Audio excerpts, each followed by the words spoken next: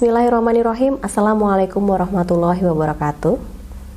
Perkenalkan, saya Dr. Tessa Fiani Kusmastiwi, spesialis kedokteran jiwa, dosen dari Prodi Kedokteran, Fakultas Kedokteran dan Ilmu Kesehatan, Universitas Muhammadiyah Yogyakarta. Dan dalam kesempatan kali ini, saya akan menampilkan pernyataan dari dosen dalam unjuk kerja Tridharma Perguruan Tinggi atau PDD UKT-PT sebagai salah satu syarat-syarat sertifikasi dosen 2025. Mata kuliah yang akan kami tampilkan merupakan mata kuliah Neurobehavior yang merupakan mata kuliah wajib semester 3. Untuk CPL Prodi yang dibebankan pada mata kuliah terdiri dari CPL 1, CPL 4, CPL 5, CPL 7, dan CPL 8. Untuk capaian pembelajaran mata kuliah atau CPMK pada blok Neurobehavior disajikan sebagai berikut.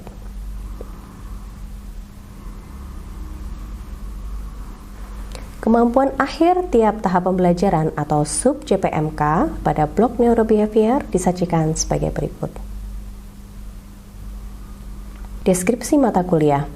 Blok Neurobehavior yang diperuntukkan bagi mahasiswa program studi kedokteran, Fakultas Kedokteran dan Ilmu Kesehatan Universitas Muhammadiyah Yogyakarta pada tahun kedua semester 3. Blok ini merupakan blok klinis sebagai pengenalan klinis gangguan psikiatri yang dihubungkan dengan konsep dasar yang telah dipelajari pada tahun pertama. Blok dilaksanakan selama 5 minggu dengan kegiatan berupa kuliah dan tutorial. Evaluasi akan dilaksanakan pada akhir blok. Bahan kajian pada blok ini terdiri dari psikiatri, farmakologi, ilmu kedokteran keluarga dengan materi atau pokok bahasan sebagai berikut. Sistem pembelajaran yang digunakan menggunakan metode sinkronus dan asinkronus. Untuk metode sinkronus menggunakan metode tatap muka yang membutuhkan partisipasi aktif dari mahasiswa, kolaboratif, dan juga diskusi kelompok. Untuk metode asinkronus, kami berikan penugasan kepada mahasiswa dan mahasiswa dapat mengupload menggunakan LMS kami yaitu MyClass.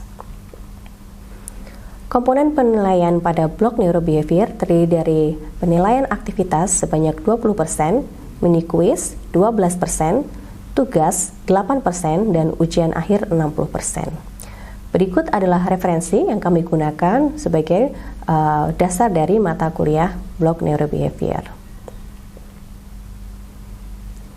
Untuk selanjutnya kami akan menampilkan salah satu contoh pembelajaran tatap muka dengan metode delivery, interaction, dan assessment dengan topik kuliah gangguan impuls. Topik ini sesuai dengan CPL 5 Prodi, yakni mampu mengelola pemikiran logis, kritis, sistematis, inovatif, dan islami dalam penegakan diagnosis, tata laksana, dan pengembangan ilmu kedokteran umum yang holistik dengan dukungan teknologi informasi dan komunikasi. CPMK pada kuliah kali ini adalah CPMK 5.1, yakni mampu menerapkan pemikiran logis, kritis, sistematif, inovatif, dan islami dalam mendukung penegakan diagnosis dan tata laksana di bidang neurobehavior. Sub CPMK pada kuliah kali ini adalah sub CPMK 5.1.9, yakni mahasiswa mampu menerapkan diagnosis dan menjelaskan tata laksana holistik pada gangguan impuls. Selamat menyaksikan.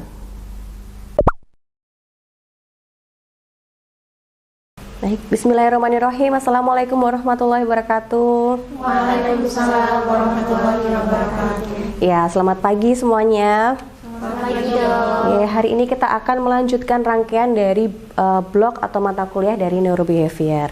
Namun sebelumnya mungkin kita awali pertemuan kali ini dengan berdoa. Berdoa dipersilahkan. Amin ya robbal alamin. Baik, adik-adik semua, hari ini kita akan kuliah gangguan impuls ya topiknya. Dan hal ini sudah sesuai dengan rencana pembelajaran dari mata kuliah Neurobehavior atau RPS ya. Dan adik-adik bisa mengakses RPS ini di MyClass nggih. Jadi nanti bisa melihat di LMS kita MyClass. Untuk kuliah kali ini sudah sesuai dengan CPL 5, yakni mampu mengelola pemikiran logis, kritis, sistematif, inovatif, dan islami dalam penegakan diagnosis dan tata laksana yang dijabarkan lagi dalam CPMK 5.1 yakni mampu menerapkan pemikiran logis, kritis, sistematif, inovatif dalam penegakan diagnosis dan tata laksana di bidang neurobehavior. Dan topik yang akan dibicarakan kali ini merupakan sub CPMK 5.1.9, yakni mengenai diagnosis dan tata laksana dari gangguan impuls. Oke, baik, mungkin ada yang masih ingat kuliah kita sebelumnya mengenai penggolongan gangguan jiwa ya. Gangguan impuls ini termasuk dalam gangguan jiwa jenis apa? Ada yang masih ingat? Oke. Yang non psikotik, Dok. Iya, betul sekali ya. Jadi gangguan jiwa terbagi dari 3 jenis ya. Ada psikotik, non psikotik, dan organik. Dan ini termasuk yang gangguan jiwa non psikotik. Nah, untuk definisi dari gangguan impuls, ini merupakan ketidakmampuan individu untuk mengelola dorongan atau impuls ya. Padahal tindakan tersebut berpotensi merugikan diri sendiri ataupun orang lain. Gitu. Untuk patofisiologinya, kita bisa lihat di sini, kita mulai dari area amigdala. Jadi amigdala ini merupakan area yang akan merespon ketika kita mengalami stres. Misalkan kalau mahasiswa stres mau ujian ya, kita stres. Nah, ketika amigdala aktif, maka area lain berusaha untuk mengkompensasinya. Salah satunya adalah melakukan tindakan yang menyenangkan. Misalkan seseorang kemudian merespon dengan main game gitu ya, kemudian merasa happy di sini. Maka ketika seseorang merasa happy, hedonic pleasure, neurotransmitter dopamin akan keluar. Kemudian area kognisi atau prefrontal cortex akan menerjemahkan aktivitas ini menjadi ketika stres, melakukan aktivitas main game, ternyata hasilnya menyenangkan. Dan informasi ini akan diteruskan ke hipokampus dan disimpan dalam memori. Maka pada momen yang berbeda ketika seorang individu itu merasa stres, entah karena ujian atau karena yang lainnya, maka amigdala di sini aktif dan kemudian hipokampus akan mengingatkan kembali bahwa ketika main game, stres itu akan turun. Gitu ya. Kemudian hipokampus akan mengirimkan stimulus ke area ventral striatum dan mendorong seseorang untuk melakukan main game secara berulang. Nah, itulah yang disebut dengan impulsivitas. Kemudian area otak sebenarnya ada yang bertugas untuk inhibisi, yaitu orbitofrontal cortex. Namun tidak semua orang bisa membalance ya, meregulasi antara impulsivitas dan kompulsivitas. Nah, disregulasi di sini akan menimbulkan gangguan yang disebut dengan gangguan impuls. Oke, jika teman-teman masih kurang jelas, nanti bisa bertanya di akhir sesi atau teman-teman dapat belajar mandiri. Untuk materi ini saya ambil dari buku Stahel e-book tahun 2021, yang mana e-booknya sudah kita upload di MyClass ya. Jadi adik-adik bisa secara mandiri untuk mengakses. Berikutnya adalah video ya mengenai penjelasan patofisiologinya. The reward system reinforces important behaviors that are essential for survival, such as eating, drinking, sex, and social interaction. For example, the reward system ensures that you reach for food when you are hungry because you know that after eating you will feel good. In other words, it makes the activity of eating pleasurable and memorable, so you would want to do it again and again whenever you feel hungry. The major reward pathways involve transmission of the neurotransmitter dopamine from the ventral tegmental area, the VTA, of the midbrain to the limbic system and the frontal cortex. Engaging in enjoyable activities generates action potentials in dopamine-producing neurons of the VTA. This causes dopamine release from the neurons into the synaptic space. Dopamine then binds to and stimulates dopamine receptor on the receiving neuron. This stimulation by dopamine is believed to produce the pleasurable feelings or rewarding effects. Oke, ya semoga dengan video ini menjadi lebih jelas ya. Nah, selain dopamin ada salah satu neurotransmitter lagi yang berperan dalam patofisiologi dari gangguan impuls, yaitu serotonin. Nah, sebenarnya dopamin dan serotonin ini merupakan neurotransmitter yang berfungsi menyenangkan gitu ya. Tapi yang dopamin ini sifatnya adalah peaknya cepat, kemudian turunnya juga cepat, sedangkan serotonin ini bersifat yang lebih lambat. ketika seseorang itu mengalami stres secara kronis, secara lama ya, maka serotonin itu turun. Nah, ketika serotonin turun, maka area otak, area memori ya, itu berusaha untuk menggali lagi memori apa yang menyenangkan, dan biasanya adalah memori yang sifatnya instan, jadi cenderungnya adalah memberikan masukan untuk peningkatan dopamin. Begitu. Baik, sehingga peningkatan dopamin yang secara berulang ya, itu bisa menimbulkan gangguan impuls dengan ciri utama.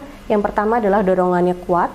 Yang kedua adalah individu merasa keinginan tersebut tidak dapat ditahan. Kemudian setelah melakukan, individu tersebut akan merasa menyesal, malu dan bersalah, dan biasanya ini berulang begitu. Karena apa? Karena sumber utama stresnya tidak tertanggulangi. Nah, ini merupakan bagian dari sub-sub dari gangguan impuls yang ada pada diagnosis PPDGJ. Yang pertama adalah judi patologis, yang kedua adalah kleptomania, yang ketiga adalah piromania, dan yang terakhir adalah trikotilomania. Nah, ini ada beberapa gangguan yang belum masuk dalam pedoman diagnostik, tapi dari literatur memiliki patofisiologi yang sama. Jadi dimungkinkan di suatu saat nanti, maka gejala-gejala atau mungkin kecenderungan game adiksi, seks adiksi, kemudian non-suicidal self-injury masuk dalam klaster gangguan impuls. Untuk terapinya, yang pertama diupayakan untuk non-farmakoterapi, jadi tanpa obat terlebih dahulu dengan cognitive behavior therapy. Jadi diupayakan untuk mengubah behavior atau memperbaiki kognisinya. Namun jika ternyata tidak optimal, maka kita bisa berikan lini pertama yaitu golongan SSRI, yaitu fluoxetine 20 mg per 24 jam. Jika belum membaik, maka bisa diberikan adjuvan terapi, bisa dalam golongan mood stabilizer ataupun antipsikotik. Mood stabilizer contohnya ada Dipakot, lithium gitu ya, jenisnya ada banyak. Oke. Ada yang masih ingat apa yang termasuk dalam golongan antipsikotik? Iya? Haloperidol sama risperidon. Iya, betul sekali ya. Jadi ada banyak jenis antipsikotik, ada haloperidol, ada risperidon, ada quetiapin, aripiprazol gitu ya. Nah, nanti untuk tugas individu ya, untuk teman-teman bisa menuliskan contoh mood stabilizer atau antipsikotik yang dapat digunakan sebagai adjuvan terapi dalam gangguan impuls. Jadi karena ada banyak jenis, silahkan dipilih satu sesuai dengan referensi jurnal yang didapatkan. Gitu ya. Nanti untuk tugas ini bisa dikumpulkan di LMS kita, yaitu My Class, dengan batas waktu pengumpulan 1 minggu. Begitu? Dari sini ada yang mau bertanya? Oh ya, jadi saya izin bertanya dokter. Boleh. Sebelumnya kan tadi kan dijelaskan kalau gangguan impuls ini cirinya itu adalah perilakunya itu berulang. Betul. Terus apa perbedaan dari gangguan impuls ini dengan OCD dokter? Karena kan sama-sama perilaku yang berulang gitu dokter. Ya. Mungkin itu pertanyaan dari saya. Oke, pertanyaannya bagus ya, karena sama-sama berulang. Namun kita harus bisa membedakan. Kalau yang OCD tidak ada rasa puas ya ketika melakukan pengulangan. Tapi kalau gangguan impuls yang dicari adalah rasa puas ketika mengulanginya. Begitu ya. Oke, baik, terima kasih atas perhatiannya. Saya akan membuat kesimpulan dari kuliah kali ini ya. Jadi untuk gangguan impuls diawali dengan serotonin yang turun, biasanya karena stres yang sifatnya kronis. Kemudian stres ini akan memicu area otak kita untuk mengingat kembali apa hal yang menyenangkan dan mendorong suatu impulsivitas. Dan ketika area inhibisinya tidak dapat mengontrol, maka individu akan cenderung melakukan aktivitas untuk meningkatkan dopamin, dan jika berulang akan beresiko mengalami gangguan impuls dengan ciri-ciri sebagai berikut. Untuk terapinya, yang pertama diupayakan non-farmakoterapi. Jika tidak memungkinkan, kita bisa tambahkan SSRI, dan jika belum optimal, maka kita bisa tambahkan adjuvan terapi. Baik, terima kasih atas perhatiannya. Sampai bertemu di kuliah lainnya. Saya tutup. Wassalamualaikum warahmatullahi wabarakatuh. Waalaikumsalam warahmatullahi wabarakatuh. Terima kasih dokter. Terima kasih dokter. Iya, sama-sama.